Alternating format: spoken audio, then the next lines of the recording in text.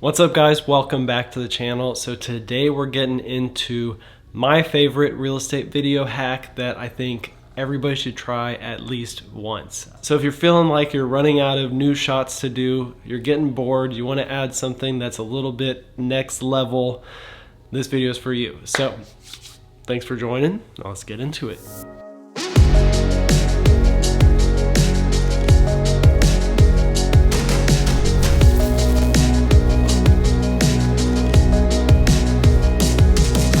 So I know all of you guys are using gimbals for your shoots. It's the industry standard, you gotta do it. But you might not have realized that you can actually make your gimbal way more dynamic of a tool for your videos. So all you're gonna have to do is turn it upside down, take off the tripod feet, which opens up the opportunity to screw your gimbal onto a monopod, which is what we did for this last Airbnb video. You can't even see in the frame probably.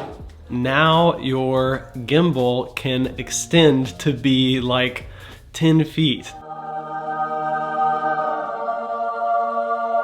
So you can get some really cool camera movements with this. You can put your camera in places where you would feel too risky to use your drone. So like flying through trees, getting kind of like FPV looking shots, or just normal crane shots where you're starting out like 10 feet and coming down into like a backyard, or from like an upstairs to downstairs, or getting a really close wide detail shot on like a chandelier or something. Really the sky's the limit on what kind of creative applications you can use this for.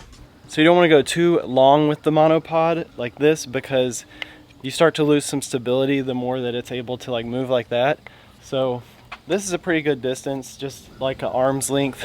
For this video, we used it to get some more long extended camera movements. So either starting low and finishing high on a shot, or the other way around. Sometimes there's not really a great way to get a full area into a shot, like the deck that we shot on this video. So having this as an option is a really great way to get some more coverage options in your videos, which would be pretty much impossible otherwise. Okay, so if you're gonna be doing this, a few tips for your gimbal settings. You wanna change them to where the tilting is not going to happen, because if you're doing like a shot that starts high and ends low, or the other way around, it's gonna tilt your camera as the gimbal moves forwards. Dang it. So to make things easier for you, you really wanna just have it on the pan only option. Didn't work.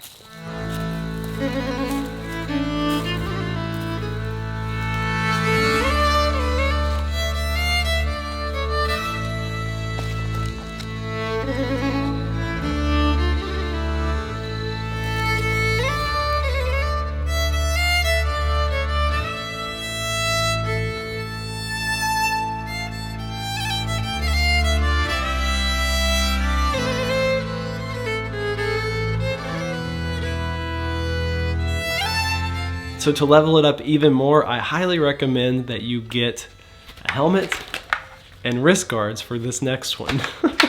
All right, we're gonna get another shot with the monopod, but we're gonna use the one wheel to get a really cool movement. So the reason why the one wheel is like the best thing for real estate is because you can go on-road and off-road. Really no problems unless it's just super bumpy. And you won't have to worry about having like footsteps in your shots or any of that. So really cool. Definitely not for everybody, but if you're into skateboards or snowboards, it's fun. It's really the only way to get really long extended shots, either low to the ground or extended with a monopod, in places where you don't want to fly a drone or you can't get your normal camera on a gimbal.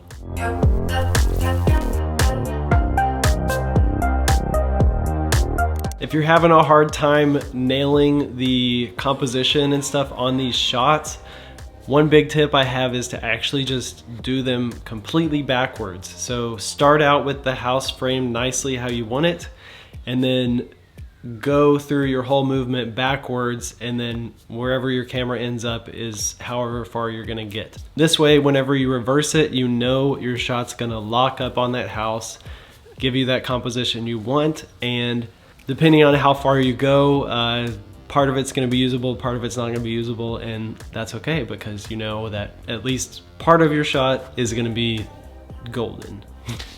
The main application for this is doing down the driveway, down the street, or like in a big huge backyard. You can get some cool parallax shots, but that's about it. So it's really just a fun way to get some super unique shots that chances are nobody else is getting in your area.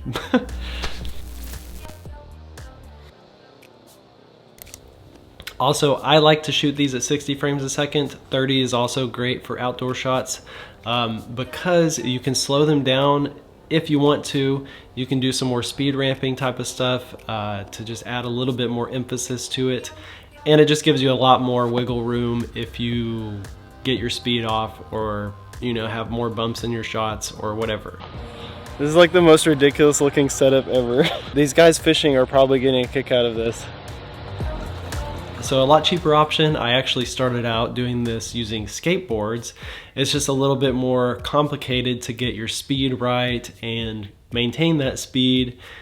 You can't go off-road obviously, but you can still get some really cool results with a skateboard. And rollerblades would actually be really cool too, because then you're facing forward with your camera, so might feel a little bit more natural than having to like twist sideways while you're flying down a driveway or down the street or something. I grew up skateboarding, so skateboarding and one-wheeling and all that stuff is just, it just makes sense for me.